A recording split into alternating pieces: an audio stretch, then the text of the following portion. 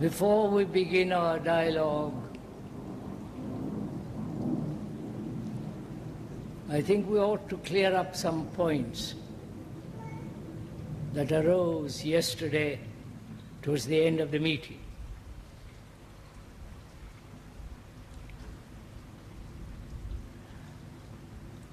We seem to be blocking ourselves. Some say it is not possible. What you are talking about can never be put in life, in daily life. I've listened to you for 20, 30, 40, 50 years, and nothing has happened. I'm just the same as before. That's a block that prevents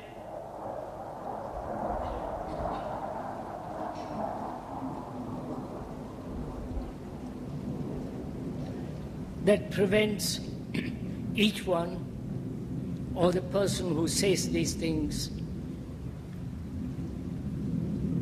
prevents him from investigating himself. He has blocked himself, saying it's not possible. That's obvious. And also, there are those who say, I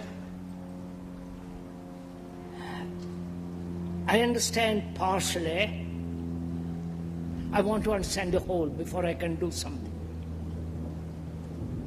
Again, that's a block. Again, that prevents your own investigation of yourselves. You are blocking yourself. And there are those who say, what you are saying is totally impractical.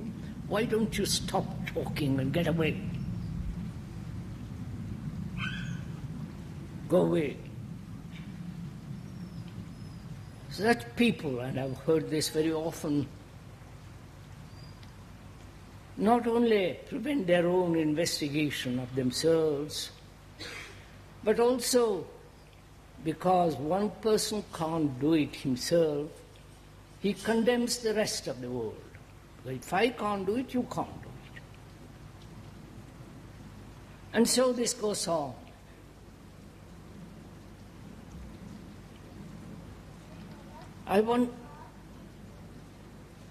We'll start the discussion. As I said, please let me talk a little, and then we will have a dialogue.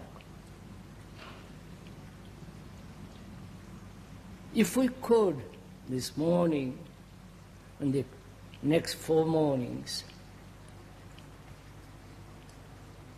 realize, if I may point out, that we are not a whole 1,000 or 2,000 people in the tent, but we are talking to each other, single person. You understand? You and the speaker are talking together. When we two talk together, it includes all the others. Bound to. And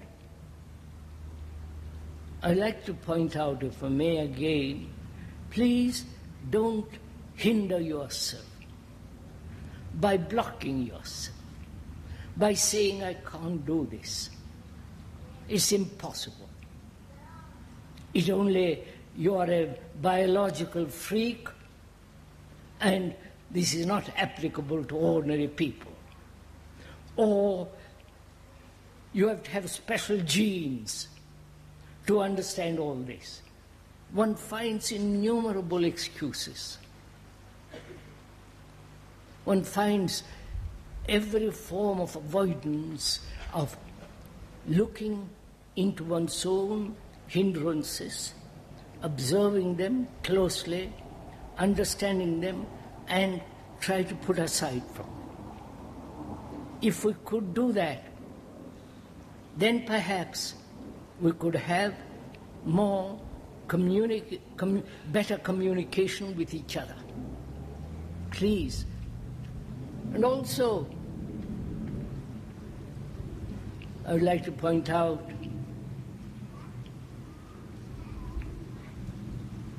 I think we don't listen.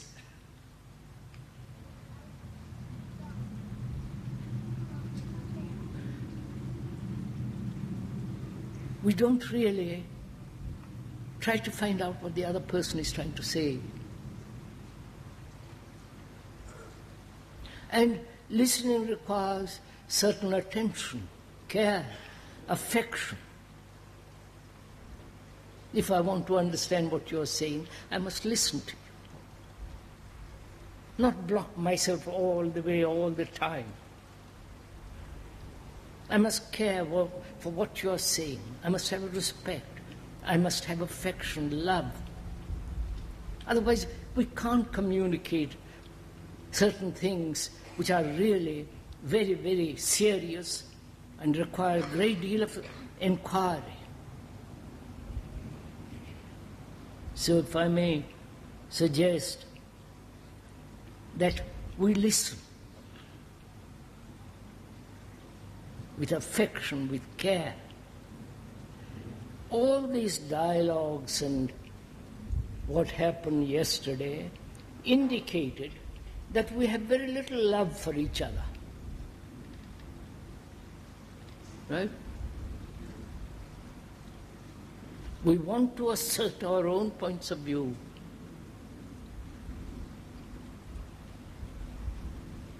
We want to exercise our own opinions and dominate our others by our judgments, by our conclusions, by our asserting that we have listened for you so long, why haven't we changed? All that indicates, it seems to me, and I may be wrong, that there is no real love. I'm not blaming anybody, I'm just stating this. Don't ride the high horse. And I think we should go into this question and deeply why we don't listen. All we say is, I've listened, finished. I've already listened to you for 20 years, so over. I'm not going to listen to you anymore. You don't say that to a child, do you? Whom you love. He wants to tell you something. He may be telling it to you 10 times, as already told you. But next time he says something, you listen. You don't brush him aside. You're not impatient. You love that child. And I think in all these discussions and dialogues and talks, we are missing that essential perfume. I don't think we know what it is to listen with love. Which doesn't mean that we shouldn't be critical. Which doesn't mean that we should accept everything that is said. It doesn't also mean that we agree or disagree. You listen. Listen with care, with affection, with sense of communication with each other. And for that one must have love. And probably that is what's missing. We're all too terribly intellectual, or too romantic, or too sentimental. All that denies love.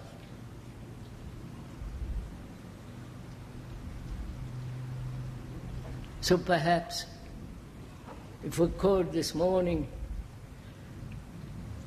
have a dialogue of whatever you want, whatever subject you want, bearing in mind that without this quality of affection, care, love and compassion,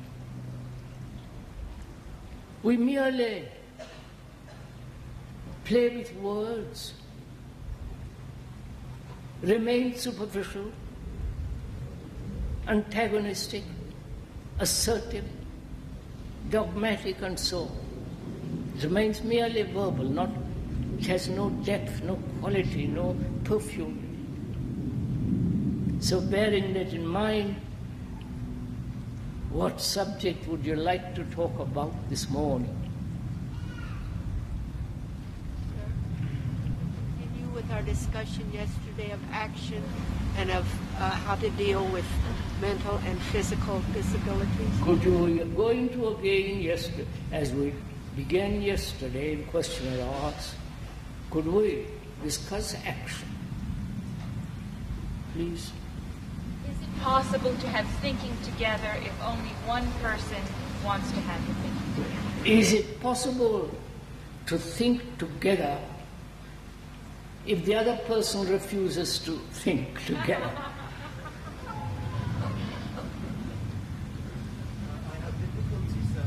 I have difficulty in understanding what you mean by registration. In English we use the word meaning to become aware of something, as in registering an impression, registering discomfort. But you seem to use it as classifying or as recording. Would you go into that? Would you go into the whole question of what you mean by registration? To register something, to remember something, to acknowledge, like a tape on which you register, right? Could we go into that?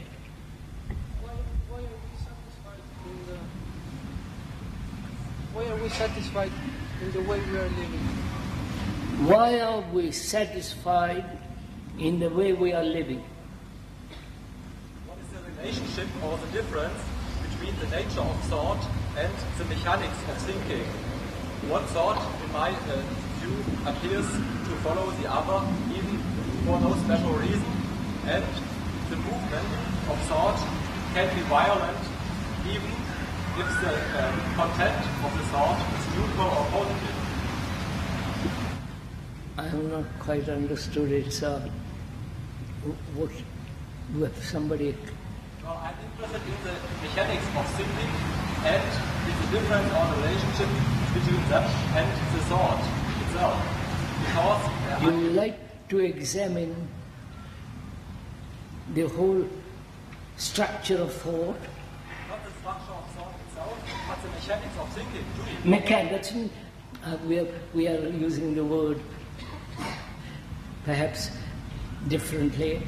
We'll use the word. The mechanics of thinking.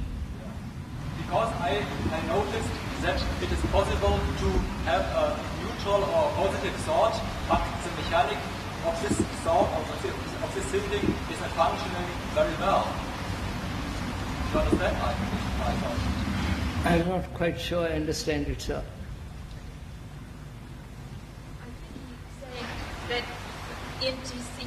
Saying that there's a difference. The inside, the thought could be positive, but in the way it expresses itself, it's negative. Yeah. That it may be so that it's a fighting like animals in the jungle with each other, even if the content of the thought is positive. Te lo dico in italiano. Credo che il Signore voglia sapere se è vero che il pensiero è sempre meccanico o che non esista un'altra qualità di pensiero.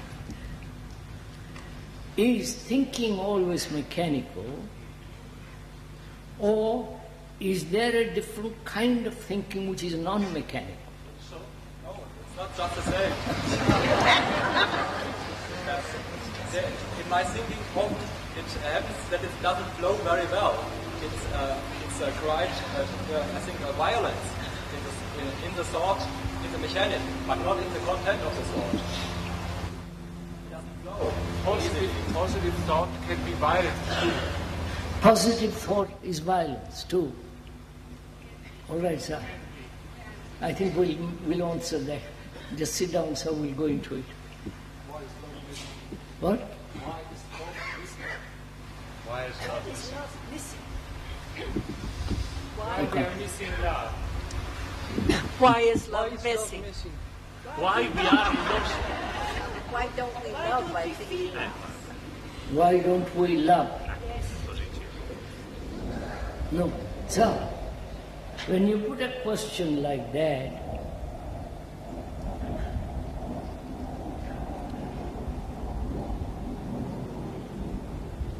Or you're saying, why don't I love? Not why don't we love? Why isn't there love in my heart or in my being? Would that be right, sir? Right. Any other question? You said that thought is limited as a tool, and yet when we look around, thought has conquered the whole of humanity. I would like you to elaborate on that, please. You say thought is limited, but every action is based on thought. All the activities, social, economic, religious, personal, is based on thought. And it has conquered the whole of humanity. And it is the common factor of whole humanity. So, it has conquered the whole world. All right, sir. I'm still interested in how I'm blocking myself. Yes, sir. The gentleman says he's still interested in that question, where he's had an accident, it has affected his whole nervous system, and therefore his brain and his activity of life. So is it possible to know something without having to show something? What's up? Is it possible, sir, to know something without having to show something? Is it possible to know something without having to show something? Is it possible to learn something, No. know something, without Having to show. Without having to demonstrate it. Is it possible to know something without Having to show something. having so having Acting it out. Acting it out.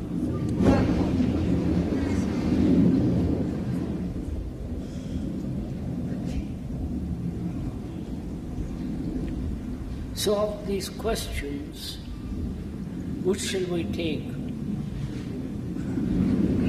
Action. Why isn't there love in my heart? What is the meaning of registration? The significance of registration? And is thought everlastingly mechanical? And is there something, thought still non-mechanical?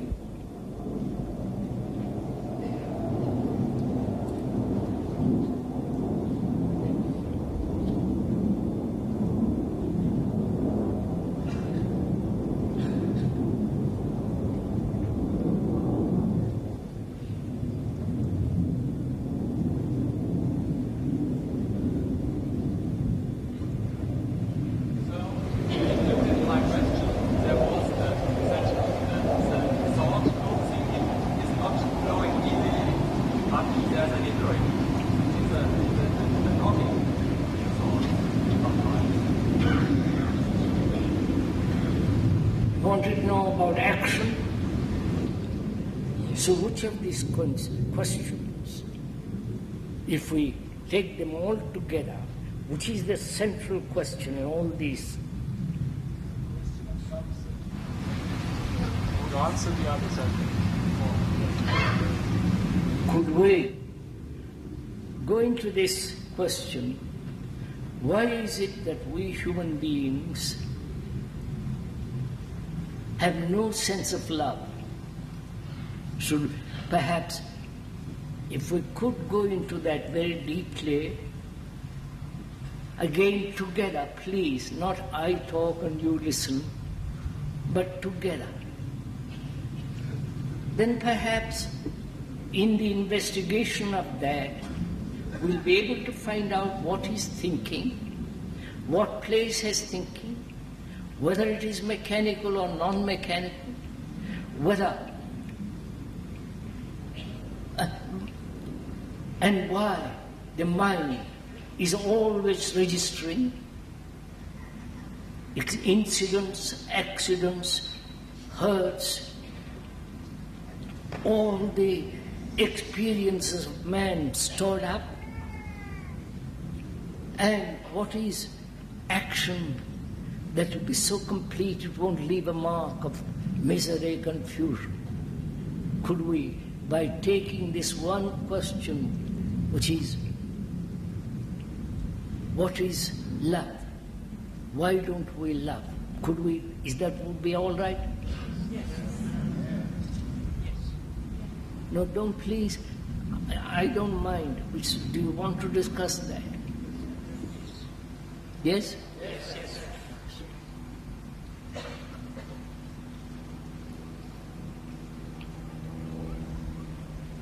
I wonder how we approach this question. What is your approach to it? You understand my question? How do you come to find out? What's the meaning of love? Why you, as a human being, have not this perfume, this quality that perhaps may answer all the other questions in life. Now, what is your approach to it? How do you come to investigate that problem? Or it may not be possible to investigate that, but one can find out what may hinder it. You understand? What may prevent this extraordinary thing that man seems to be longing for and doesn't seem to get it, have it. Could we do that? So what is your approach to it? You understand my question? Because how you approach a problem is really important. Not the problem itself so much, but how you come to it, how you look at it, what is your intention, and all that. So please find out, if I may request, what is your approach, how you receive that question,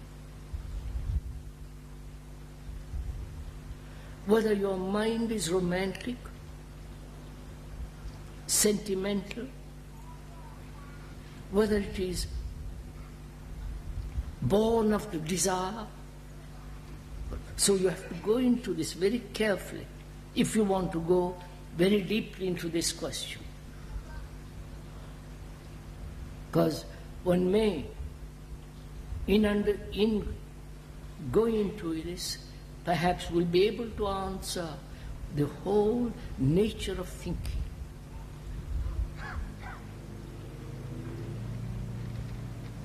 Right? So are we clear? How will you approach it? Each one of us. Or have you certain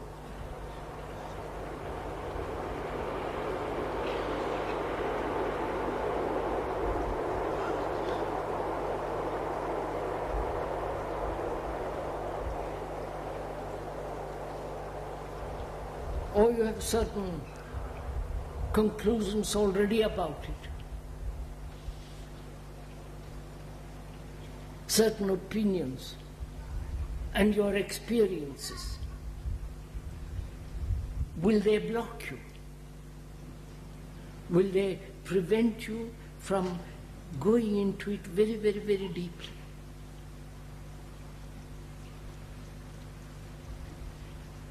Right? So please, we are talking together, not to each one together. You understand? The speaker is talking to you personally. You. So what is your approach? Are you aware of your approach and how you approach it? Are you aware of your prejudice, your images about it, your conclusions about it, or what people have said about it? Can you put all that aside and try to find out?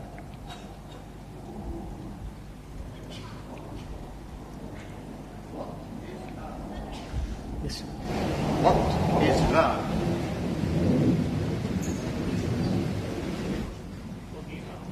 What is love? That we are going to find out, sir. That's what we are doing.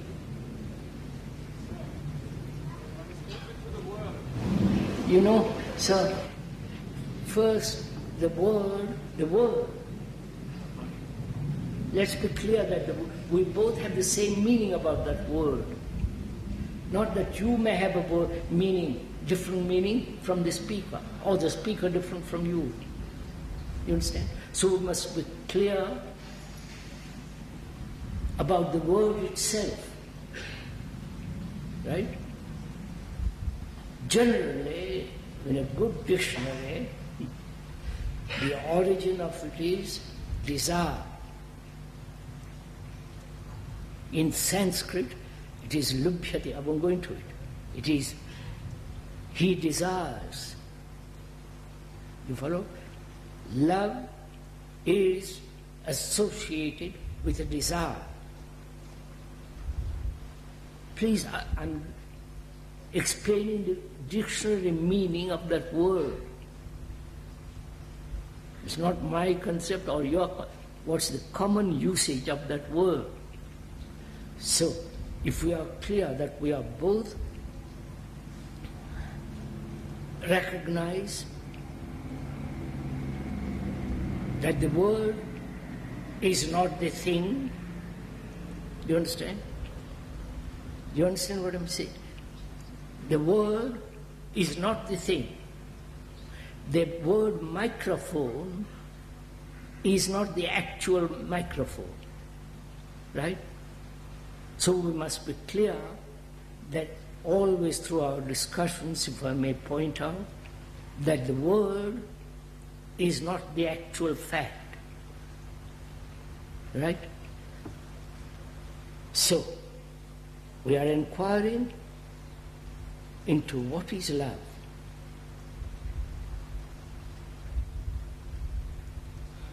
We say that a child, a baby, loves his mother because he needs her milk and her affect. So, in this case, we say love is a fact of necessity. Love is necessity. The mother loves his baby and Baby loves his mother, and that's necessity. baby loves his mother. And that's necessity. Huh? That's necessity for the baby to eat. In that case, Mother loves the baby loves the mother, and that's a necessity. Right? Is that so? You make a statement, you don't investigate it. Is that so? The animals love their babies. The most lowest form of life, manifestation of life, loves its young. And this is the movement from the animal to the man. And is that love? Well, I'm not saying it is not or it is. Or is it the instinct from the animal carried on through the human? And please follow it step by step. And attachment, the animal brings up the baby, its cubs, for up to a certain age and then forgets about them. Right? They're gone from the nest. With a human, there is tremendous care for till they are 3, 4, 5, nursing them, looking after them, cleaning them, cuddling them, holding them. That is, if you love that baby, which most people don't. It becomes a plaything. Or they have not the occasion, not the time. And after they send them off to school, go to boarding house, boarding school, and so on, gradually push them away. Right? And we're asking, I'm not saying it is or it's not, is that love? I know the mothers will say, how can you say such a thing? And we are questioning, we are inquiring, we're not saying yes or no. Because we are thinking, observing together to find out for ourselves what is this nature, the beauty, the quality, the extraordinary thing called love. If a mother and the parents love the baby, look after them, you follow? Then there would be no wars. Right? Right? There would be right kind of education. There would be right kind of society.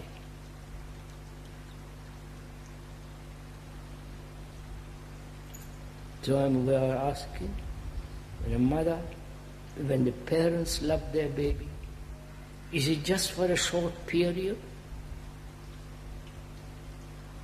Or right through life? Which means that they must have right education, bring them up with right behavior, without violence, without conflict, not train them to kill each other, organized war which is respectable, accepted. You understand? Would a parent who really loved his children do this? Go on, sir, you are parents, think it out.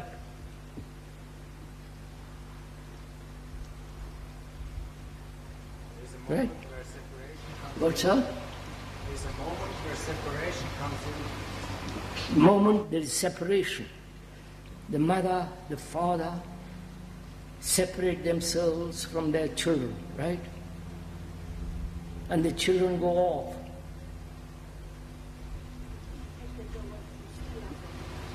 They are attached to the children. Is attachment love? You people, don't please go into it. The parents get something from their children, and the children, they get something from their parents. So it's not... What's up? Slowly. The parents get something from their children. Yes, sir. So the children Yes, sir, get I know all something that. from the parents. So I know. it's not The love. baby needs great deal of affection, care. If the parents don't give affection, care, love to the child withers. It's well-known fact. But generally the parents have their own problems, their own anxieties, fears, sorrows and business, worries, all that. And they give the child little of what they can when they have time. You understand all this? This is happening in the world. And so, is all that love? Don't say no, madam, but will you do something about it? Test it.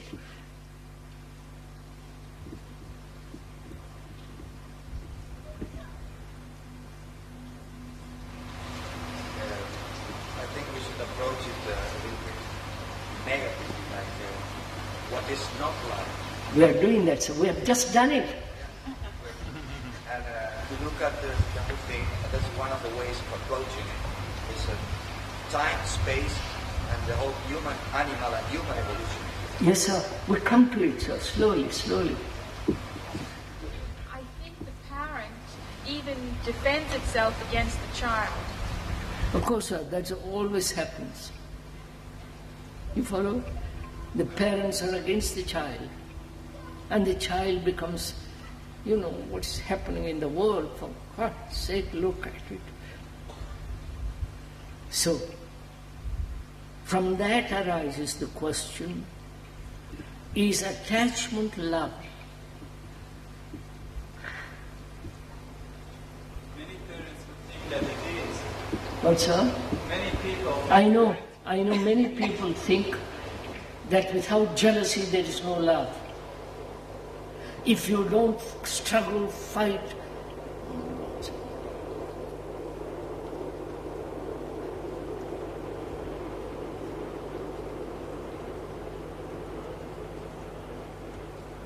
if you don't struggle, if there is no conflict, if there is no jealousy, there is sense of each one asserting,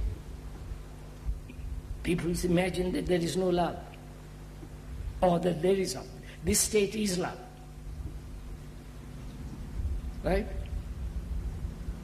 So I'm asking from that, is attachment love? Or we are thinking over together, you and I. So, are you attached to your children?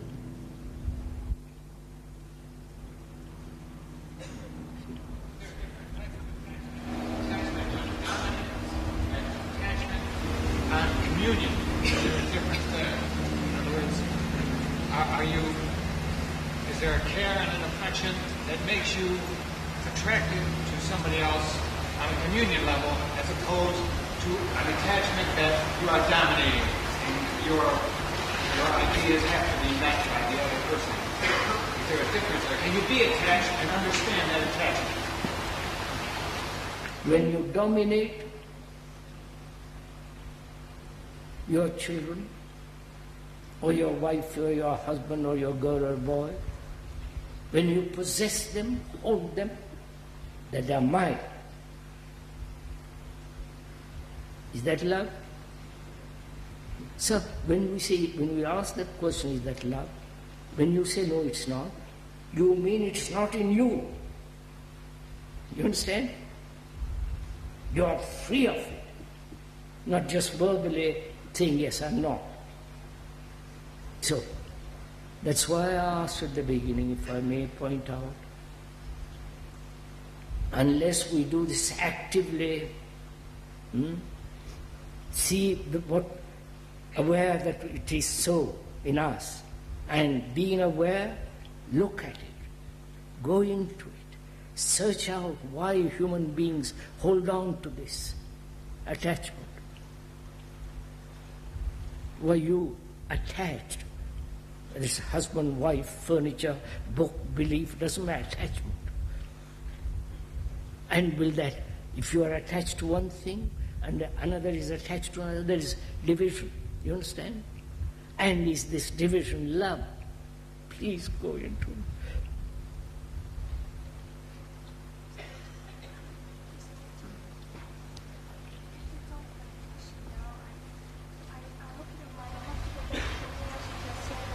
Lazy man, lazy. This thing says parents are against their children. This lady said parents are against children. I said they even defend themselves against their own children. Right, so would you like to explain that, because a lot of them are the division and they still don't understand that.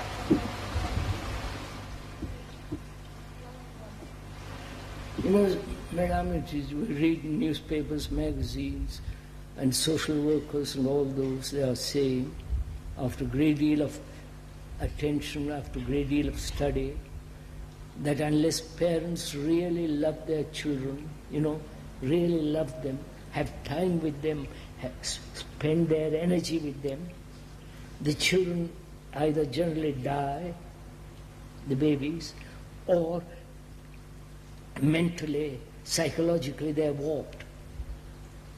And this lady was pointing out that some parents are opposed to their children. There are. They beat them, they force them, they do all kinds of things to them. That's all she was pointing out. What you are saying, I think we might get the idea that we should love. I think most of us have the idea very strongly that we should love. And most of us are very afraid that we don't love. And perhaps that is the barrier. Yes, sir. I am not, the speaker is not saying that you should love. That would be silly because it has no meaning. And because we have feeling that we should love, we feel guilty. And being guilty, we force ourselves. Right? So, please, I hear you telling me love is not attachment. I hear you. And because I really am in earnest, serious, I want to find out. I really want to find out. So I give attention to what you're saying. And when you say, is attachment love? So I say, am I attached to my daughter? To my wife? I investigate in myself. You understand? I say, am I? And if I am not attached, will I become irresponsible? You understand? I have so far said, as long as I am attached to this person, I am responsible. I have to look after, I have to care, I have to earn money and, together, because I am attached to her. She's mine, I must protect her. And you are telling me, asking me, is that love? And I begin to inquire. And I say, if I am detached, will I neglect my responsibility? Do you understand? Will I be indifferent? Will I get bored and chase another person? You follow? So I am looking at it both. Whether attachment is love, in attachment there is fear. I know, I feel it. In attachment I must possess. I can't let her go, or him. Because in attachment I find security. And you come and tell me, or ask me, because I'm listening to you. I care for what you say. You have gone into it, you have searched out. You may be wrong, you may be right, but I want to find out. So I examine, and I say, what happens if I'm not attached? I get frightened. Aren't you? I get frightened. And that very fear makes me more attached. So, I have to face the fear and say, if I can go into it and see what is implied in it, then I can say, well, all right.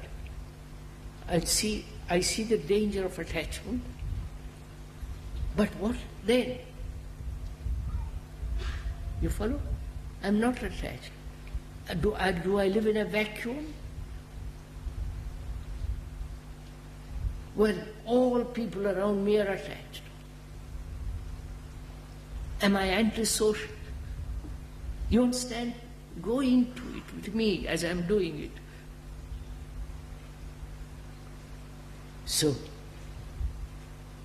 My inquiry in listening to you is I want to find out what love is.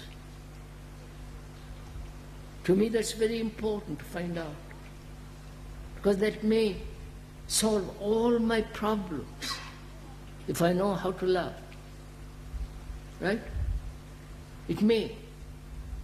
Everything has failed. I've tried gurus, I've tried everything, but nothing has come, nothing has resolved, nothing has created something new in my life. So I'm listening to you very earnestly, carefully, with affection. So I say, I understand that love is not attachment. Understand in this sense, I've seen it. Not verbally, in action. I said, all right, my girl, I'm not attached to you. Oh boy, I'm watching it. You understand? I see the danger. Therefore, I'm holding it. You understand? Keeping watchful eye. Are you doing all this? I think a good way to approach the problem is to examine what is not love. I am doing that, sir, please. You are finding out what is not love. Attachment is not love. I've just discovered that. It's a tremendous discovery for me. Because I have so far accepted attachment as love. And you come and say, find out, look at it. I look and I find, yes, you're perfectly right. Because in attachment there's fear. And fear cannot go with love. So I've discovered this. I haven't been told by you, it's part of my blood now. Right? Are you doing this with me? Or are you just verbally playing around? Sir, I find you in a very sad state. You are weeping. You are going over a very serious problem with these people. Have you ever really considered that there is a very simple statement that tells you all about love? And that is found in the Bible. And the simple statement is that God is love. Please. And there is no love to be found in man himself. Madam, we but can't. God loves man. And man can look outward to God, not inward, and find love. Look outward, man. Madam.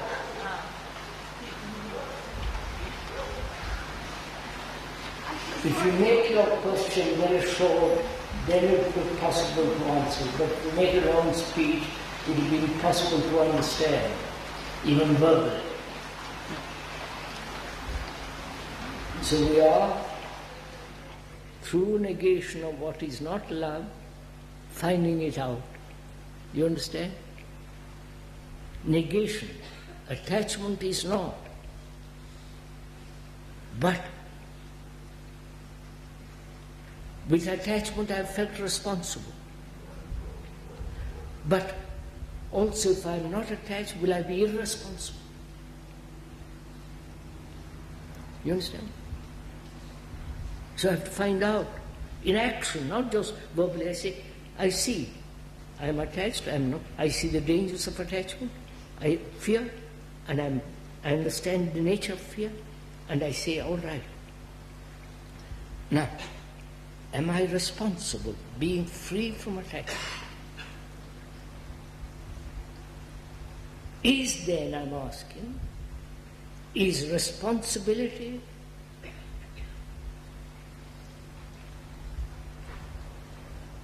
necessary to love? You understand? Through negation of attachment, of denying attachment, and I have found responsibility. And is responsibility part of this strange thing called love? You understand? Being responsible, not only to my wife, to my children, having the feeling of responsibility. You understand what I'm talking? Is responsibility same as obligation? What's that? Is responsibility same as obligation? Responsibility is not obligation. Obligation is gone. If I'm obliged to you, I can't love you. I'm obliged to you because you give me money, you give me sex, you give me comfort, you give me, then where is this thing? It's a merchandise. Right? So, I think there is another danger, and it is one begins to cultivating indifference, to become chaos. If you see the attachment, you can begin to cultivate indifference, and that is another trap. Oh yes, sir. That's why I'm examining all the traps. So I've realized love implies responsibility.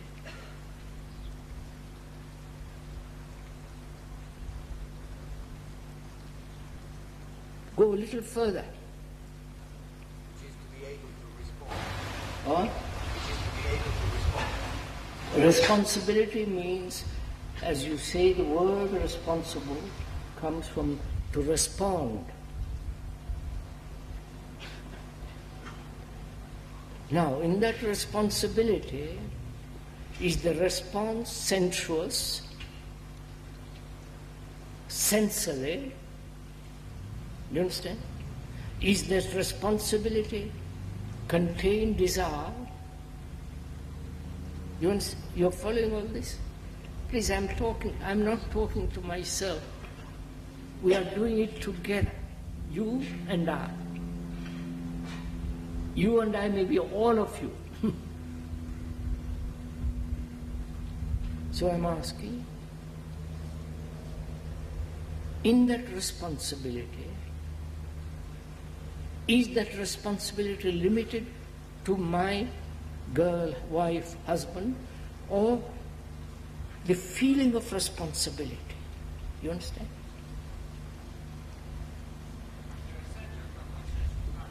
Is there a center from which this responsibility comes into being? It is not. I examined it, sir. I'm attached. In that attachment, I have felt responsible. I go out, earn a livelihood, earn money, come back, and I feel responsible for the woman or the man. And in that responsibility, there is attachment, fear. And you point out to me, fear and love can't go together. You see, you're so clear. And that's quite right. So I'm saying, is responsibility just to those few, or responsibility to the responsible for all human beings? You understand? Is love, follow this, is love this total feeling of responsibility?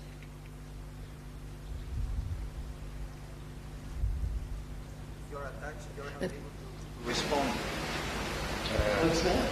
I think that if you are attached to someone... So unless you go through this in yourself, work it out, test it. Every day, I think I test it too much sometimes, and I think that attachment as long as I experience attachment, I am not able to be responsible to the rest of the human beings in the world. Yes, sir. So I'm gone much further in my investigation with myself. I hope you are doing the same thing, which is, do I feel responsible not only for the few with whom I'm associated, or is there the feeling of total responsibility for the earth, for the trees, for the mountains, for the water, for other human beings? You follow? Total feeling. And is that love? Don't say yes or no unless you do it.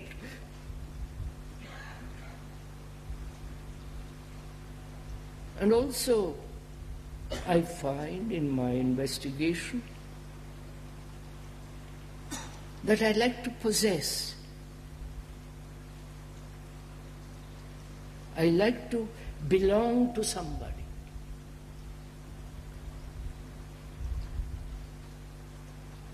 Don't you know all this? Huh? Oh, for God. So, belonging, which is to be identified with something. You understand? Identified with the nation, with a group, with a person, with an idea. So, as I have lost every form of identification, I feel I must be identified. Don't you know this? And in that identification, I must possess. I can't identify myself with the wind. We are brought up in this way. Come on. We are brought up in this way, educated in I know, sir, you're brought up this way. I know I'm being brought up that way. I'm breaking my conditioning. I'm breaking down what I've been brought up. Sometimes the conditioning, even if you are able to watch it, the conditioning, if you can listen to me, the conditioning sometimes is very strong. So you are able to watch it, you are able to be aware of it, but the conditioning is very strong. Yes, I'm being aware. I'm aware that I want to possess. And in that possession, there is domination. And possession and domination does that contain love? You understand? So I discover it does not. So I will not possess. You understand? I can't possess. Because my interest, my drive, my intensity to find out this thing called love. So I have found attachment is not love. Possession is not love. Nor the instinct which has been derived from the animal till now to the human, saying the mother and the parent, I love my baby, and then neglect them for the rest of their life. Right? That's not love. So I have found out for myself these things are not love. Then I want to also inquire. I hope you are doing it together. I'm not talking to myself. If I am, stop it.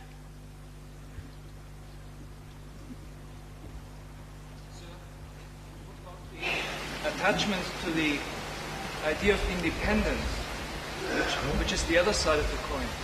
What's that? Aren't we often attached also to the idea that we should be independent, not attached? Yes, this sir. often creates problems also. Yes, sir. That means attached to the image you have about the parents. Come on, so this is all simple enough. So is jealousy love? You understand? Or you say, no, it's not, but I'm jealous. So my saying, no, it's not, has no meaning. So I have to say, why? Why am I jealous? Go into it, look at it. Why am I jealous?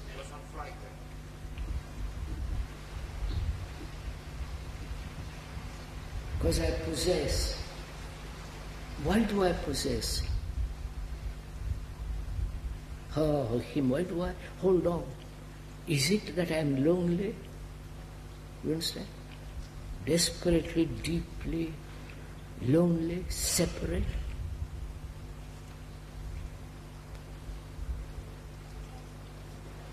I think love is a sort of intense perception of life. Like, for example, now this moment together, and the sun outside, planes, the sky, the water, the runs, and the roof, and all life is like that. Love. I think so. So you will describe what love is. Right? An intense perception of life. What? Like, for example, I think love is an intense perception.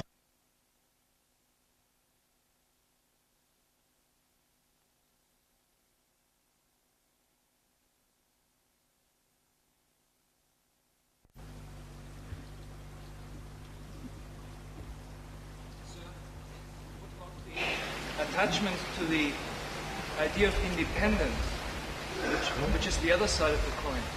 What's that? Aren't we often attached also to the idea that we should be independent, not attached? Yes, this sir. often creates problems also. Yes, sir. That means attached to the image you have about the parents. Come on, so this is all simple enough. So is jealousy love? You understand? Oh, you say no, it's not, but I'm jealous. So my saying no, it's not has no meaning. So I have to say why.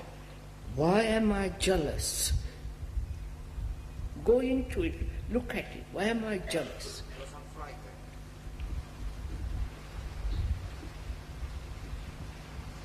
Because I possess. Why do I possess? Her or him, why do I hold on? Is it that I am lonely? You understand? Desperately, deeply lonely, separate.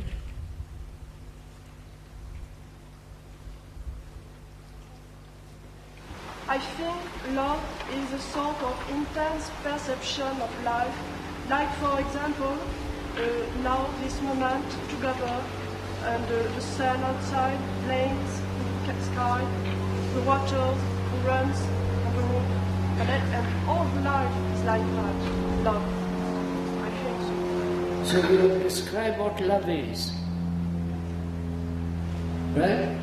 An intense perception of life. What? Like, for example, I think love is an intense perception of life. Life. Internal perception of love. Come on. It's an intense perception of life.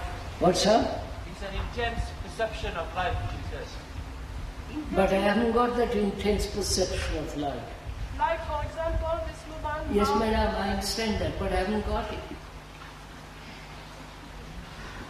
You people just imagine this, make a statement and let it go at that. I don't know what you mean by intense perception of love. I am caught in this thing. You are giving some description what life should be. I am not going to be caught in that trap of descriptions. So, is jealousy love? And I am jealous, so I become aware of it. You understand? I go into it. I don't just say, well, what am I to do? Tell me. I see jealousy is not love, and I am jealous. So I go into it. I work it out, think it out. Which means I am attached to her or him. So I am not escaped from attachment. Right? I am not really resolved it. So I must go into it again, look at it carefully. And because my intention, my whole search is to find out this perfume. So I put that aside. Then I see that I have my ambitions, my beliefs, my dogmatism, me first and her second, right? And she first and me second. And I say, is that love? Which means is there, when there is separation between that and this, is that love? So don't say no, go into it, look at it. Because if you don't, you will say at the end of 20 years, I have done nothing.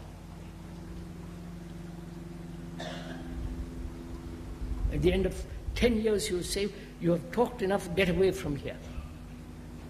Stop talking. Because you don't apply.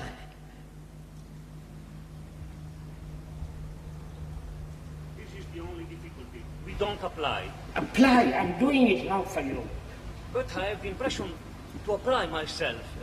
But there is something else that I don't know.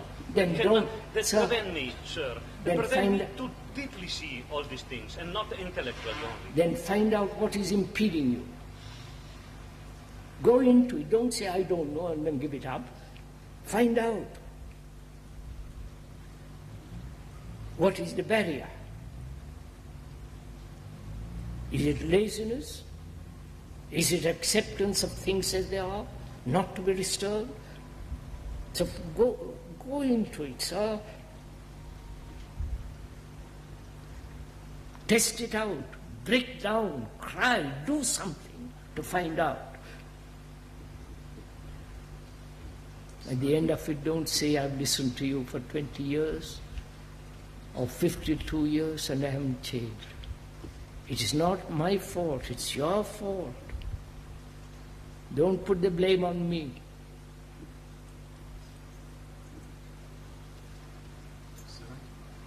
Just a minute, sir. I know, sir, I'm answering your question, sir.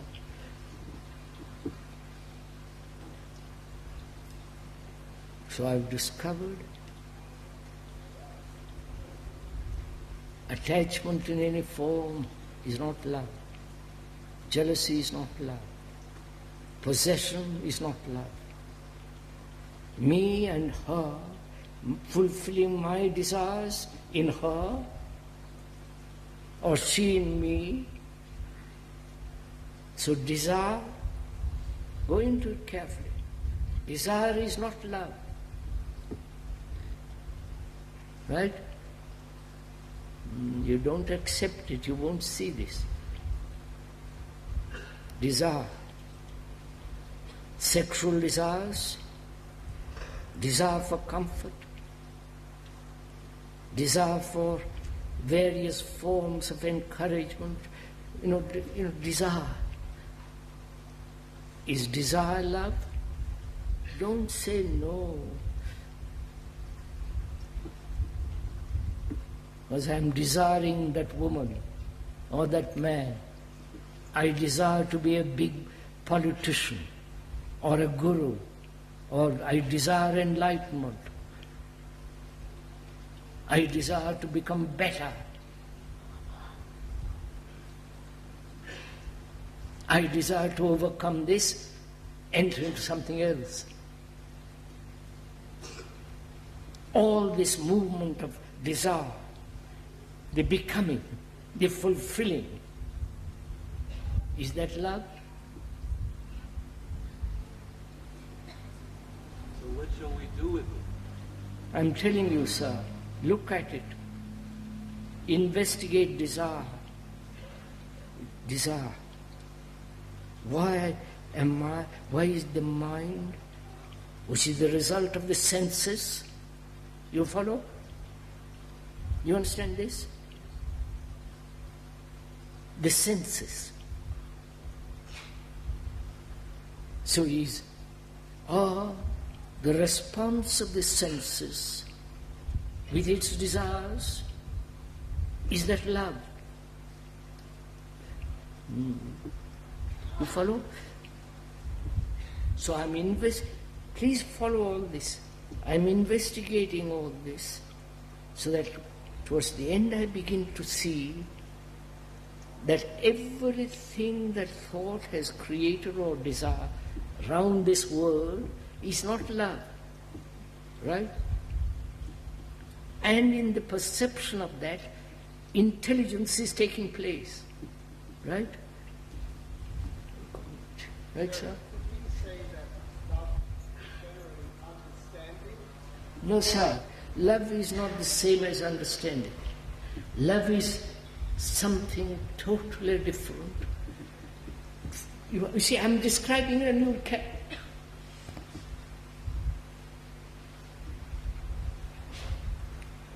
I can use a Greek word, agap, or French word, or Sanskrit word, but it won't convey the thing. A description in Sanskrit, I can't tell you. It won't. Or in Italian or French, it's not there. So please, sir, do it. Sir, you talk about love. I don't talk about love. I am talking about the barriers, the things that prevent this thing taking place. I'm being prevented from this thing taking place. Am I blocking? You've told me that, sir. Right now. What shall I do with it? I mean, I want to love. That's what I want to love.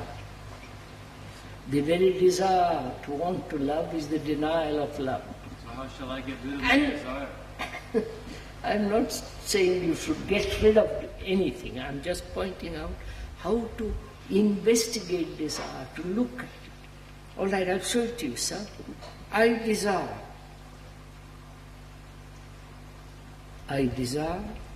that woman or that man. I desire to become something. I desire to be very healthy. I desire a better life, more money. I desire. And what is this constant urge, right? For nirvana, for enlightenment, for a better life, for this. What is this desire? Please, I am not talking to myself. I can do this anywhere. So, in order for desire to accomplish, to be transformed, passion to investigate, something has to take place. It's a desire for something. Desire not be transmuted into something else. It has to be understood. It has to be exposed to the light of investigation. How to expose it? I'm doing it, sir. I'm doing it.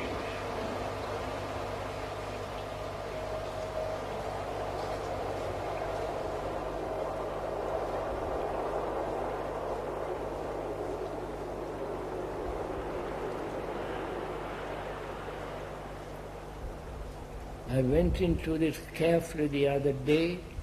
What is the movement of desire?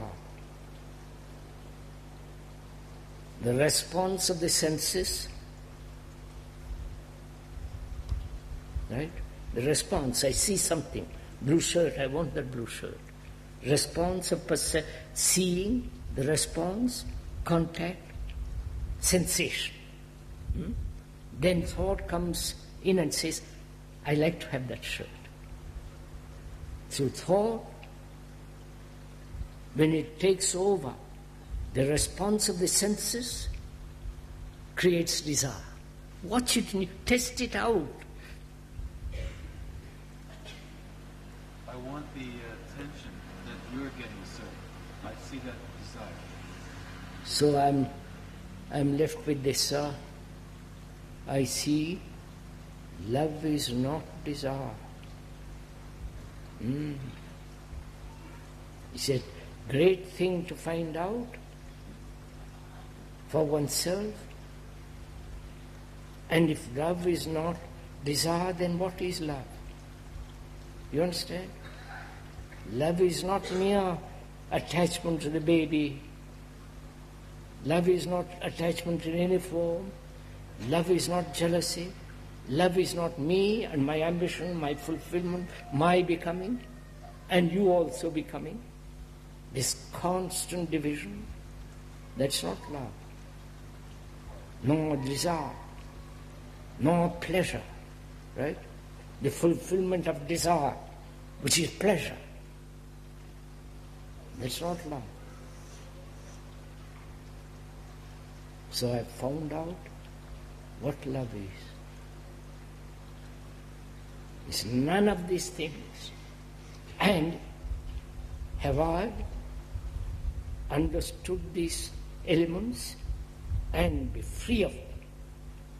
Or just I say, well, I understand intellectually, I understand verbally, but help me to go deeper. I can't. You have to do it yourself. How to do it, sir? I'm doing it, sir.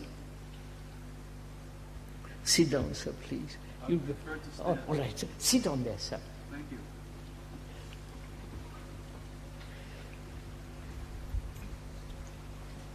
So I've found in this investigation, in examining all these things quite impersonally, objectively as they are, I have got that quality of intelligence now. You understand? It's born out of this investigation. It's born out of this seeing the truth of each thing, right? And therefore out of that there is intelligence. So, I'm asking, is this intelligence necessary for love? I'm using the word intelligence, not intellect, not the cunning, twisting subtleties of the intellect, the verbal play, but totally different. The seeing and the doing. The seeing attachment is dangerous, and the doing of it, which is the ending of it, that is intelligence. So there is intelligence, and therefore it is love, that quality of love, which is compassion, not compassion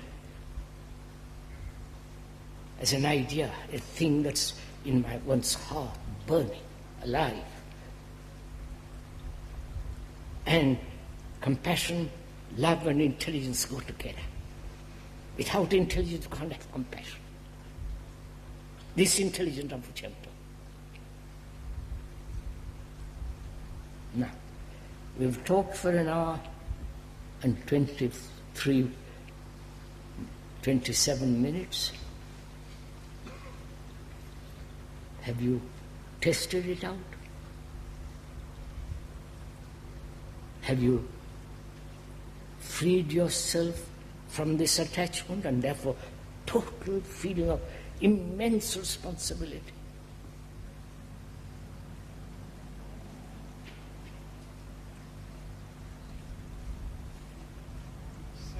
Or will you say, just a minute, sir, or will you say day after tomorrow, I've listened to you, nothing has happened? That very statement indicates that you have not investigated yourself, gone into yourself. You expect somebody to do something to you. That may not be quite the case. It may be that I've listened to what you're saying and feel now I want to try and test it out. Test it out. No. Do it as we are talking. Don't wait till after tomorrow. Sir, if I reject every desire. I feel tremendous empty in myself, so I can't see any intelligence. So, emptiness. What does that mean? Lonely?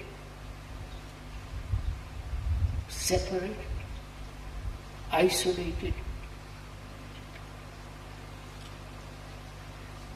A sense of being cut off, not having any kind of relationship with another. Is the result of drugs.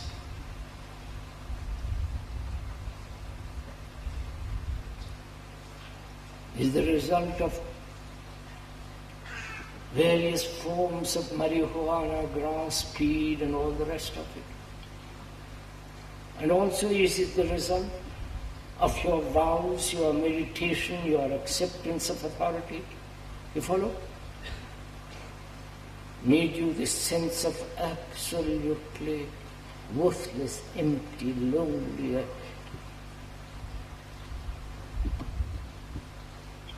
So at the end of an hour and a half nearly, have you got this quality of love and compassion?